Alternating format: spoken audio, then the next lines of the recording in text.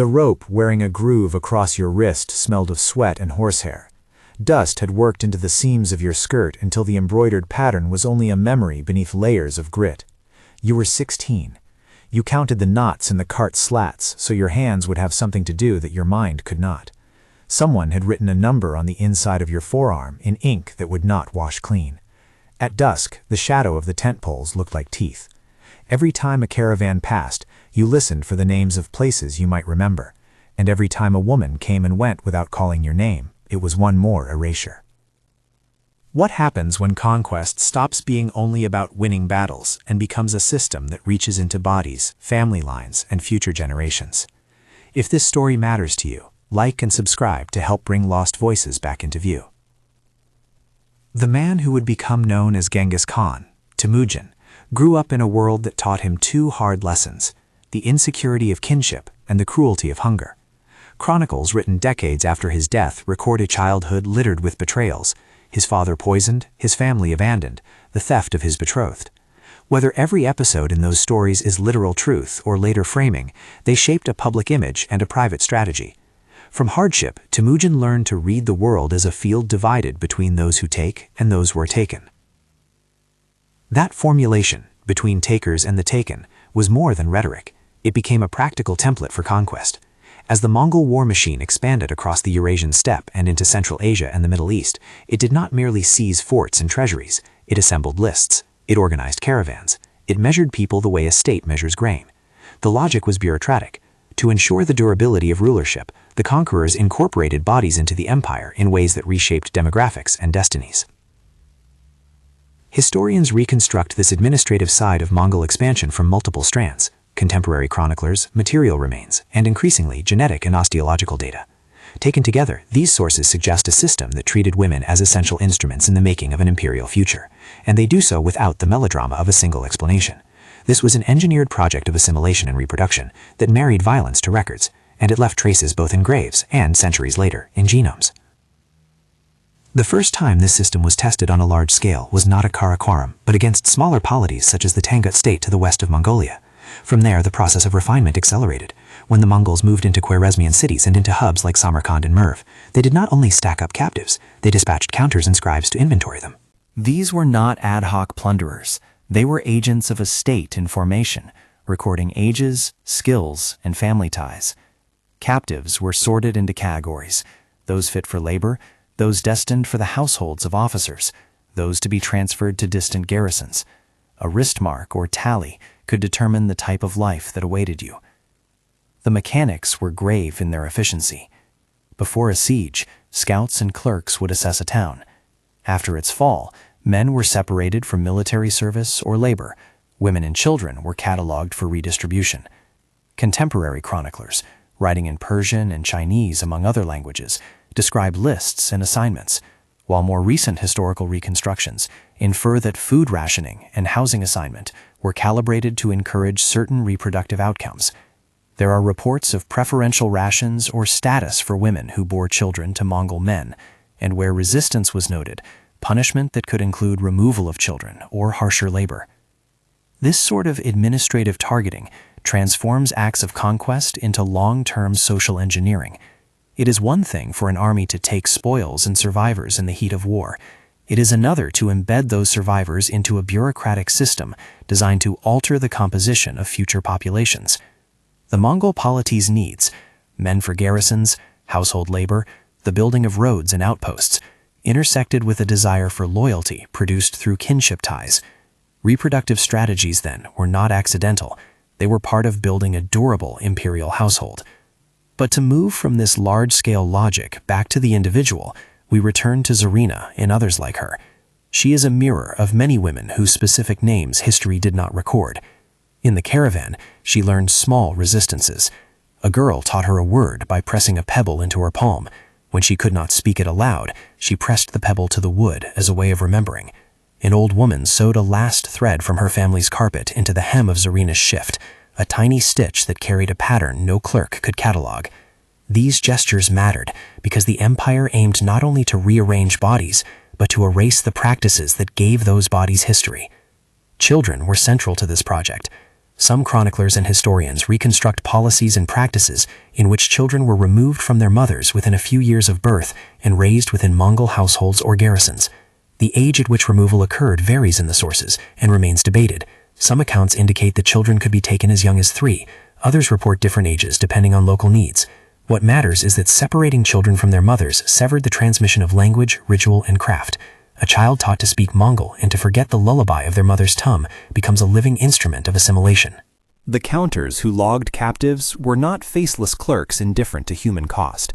Some of them were women, local administrators co-opted into the system, who exercised power on behalf of the conquerors. They kept lists, allocated rations, and enforced quotas. The bureaucratic impulse extended into the intimate. Pregnant women could be offered protection and better rations if they were expected to produce children for certain households.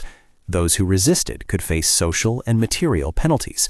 The state, in other words, devised incentives and penalties aimed at shaping reproduction. This is also a story of resource optimization. The Mongol administrative complex sought to make military advantage sustainable. A household is more useful to a commander if its servants are loyal by blood or upbringing. A garrison is more secure if its neighbors are integrated by marriage alliances. An empire survives longer if its peripheries are not eternally alien. So the strategy of incorporating women through enforced or coerced relationships, combined with child redistribution, can be read as a long-term investment in control. At times, the scale of this social engineering becomes visible in later evidence. In 2003, a study by geneticists at Oxford identified a particular Y chromosome lineage that was unusually widespread across Asia. The study suggested that this lineage likely originated in the Mongolian region in or around the 12th to 13th centuries, and that it spread rapidly. The authors estimated that the lineage could be carried by a substantial number of men today, figures that in popular reporting were widely translated into the striking claim that perhaps 16 million men might share something like this ancestry. The careful phrasing in the original research is vital. The lineage marks a strong male line continuity, compatible with extensive reproductive success, linked to the period and region of Mongol expansion, but it does not and cannot prove that a single named individual fathered that many descendants. Genetic signatures are probabilistic evidence. They point to patterns consistent with social processes that included, among other things, concentrated male reproductive advantage. The significance of the genetic finding lies in how it aligns with the historical record. If a polity systematically redistributed women, encouraged births within particular households, and maintained male line power over generations, then over time you would expect to see particular Y chromosome lineages amplified across regions. The Oxford study does not single out names. It provides a biological echo that is consistent with the kinds of demographic maneuvers historians reconstruct from texts and material finds. The study's authors themselves and subsequent scholars are careful to note alternative explanations. Later expansions and other demographic bottlenecks could also shape genetic patterns. Still, when genetic evidence, chronicles, and archaeology point in similar directions, a stronger interpretive framework emerges. One of the most poignant material corroborations appeared in a 2018 archaeological excavation in what is now Kazakhstan. Excavators reported finding the remains of a woman whose bones bore traces of repetitive childbirth and whose skeletal markers hinted at childhood stress, likely malnutrition in early years. Her grave goods were not lavish, but among them was a small mirror, Persian in style, hidden as if to carry a piece of identity into the afterlife. The burial's orientation and the mix of artifacts suggested life lived at the intersection of cultures, neither fully of her native homeland nor wholly adopted by her captors. Osteological analysis showed markers that hinted at repeated pregnancies, and isotopic data pointed to mobility across regions in her lifetime. In a single burial, archaeologists could see the outlines of a lived experience that matches what the chronicles describe. Women uprooted, incorporated, and leaving behind objects that recall lost domestic worlds. Objects like mirrors and thread fragments become repositories of memory when names are taken away. A mirror can be more than a tool for grooming. It can be an anchor for a face otherwise unrecorded. In the Kazakhstan grave, the mirror's presence and style forge a bridge between the anonymous bones and the cultural patterns scholars trace in chronicles and material culture. Together, these elements make the abstract human costs more tangible. This is also a story of resistance. small daily acts that preserved identity against statistical erasure. Women hid objects in hems and beneath bricks. Children were taught names and whispers. In camps and garrisons, women exchanged recipes, songs, and tales in secret. These acts were not merely sentimental, they were the slow work of cultural survival. Where possible, captive women formed networks, sharing knowledge of herbs, repairs to looms, or the syntax of prayers in a mother tongue, so that within 2 or 3 generations, a remnant of the old world might persist. It is vital to acknowledge these forms of resilience.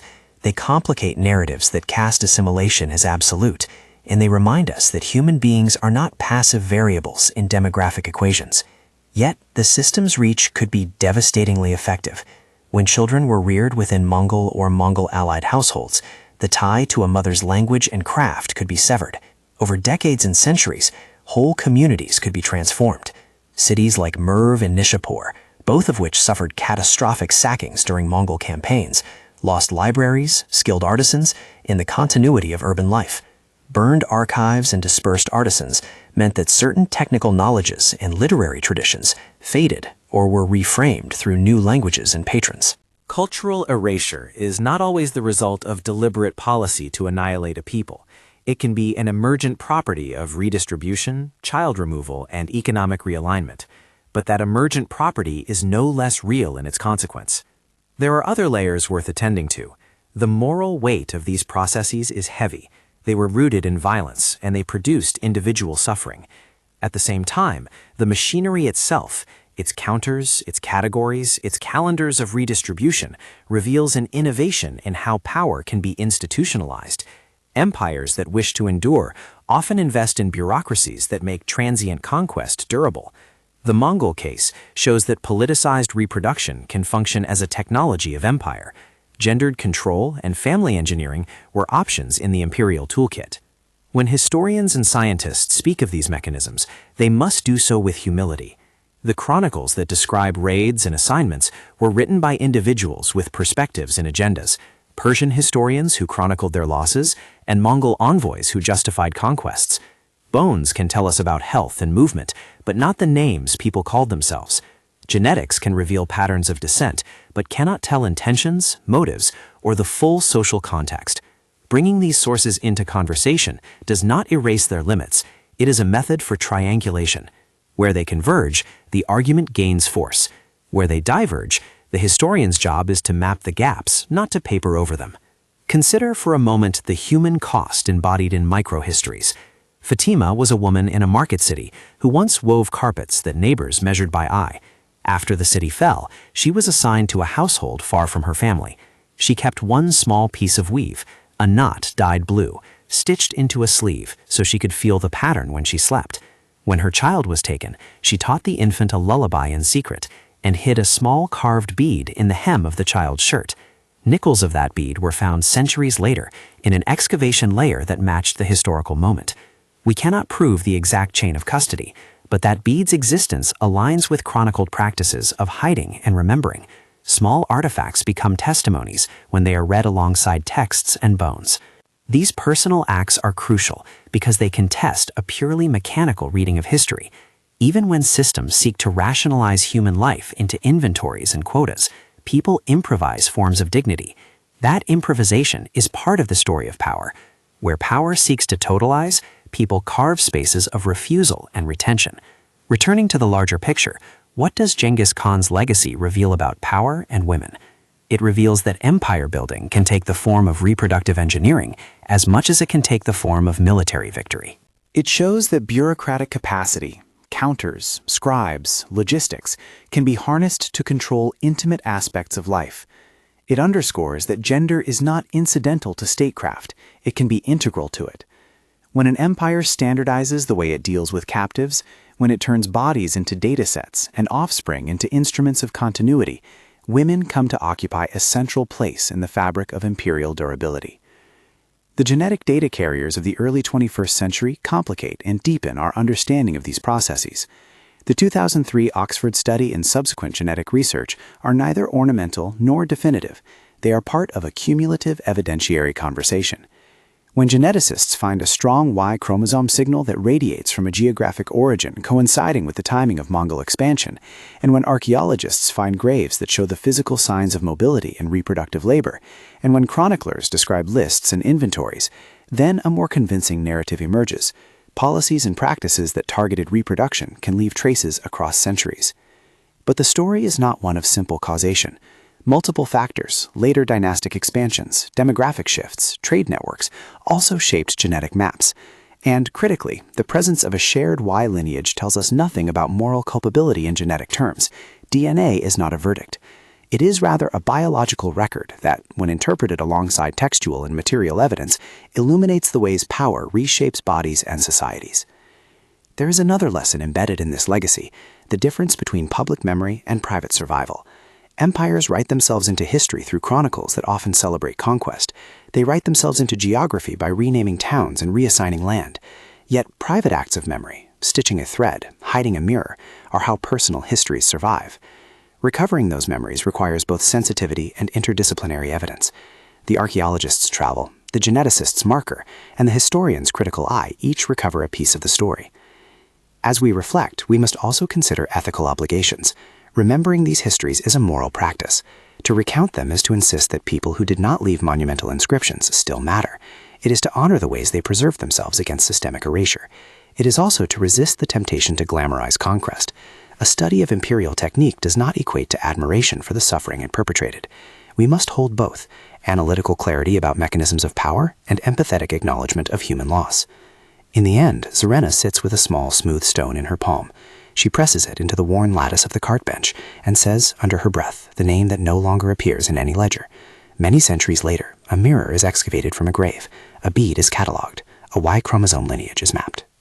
These disparate traces, one tactile, one material, one genetic, converge into a thicker account of what happened when conquest became administration. The narrative does not absolve the past by simplifying it. It refuses both to reduce individuals to statistics and to collapse structures into moral caricatures.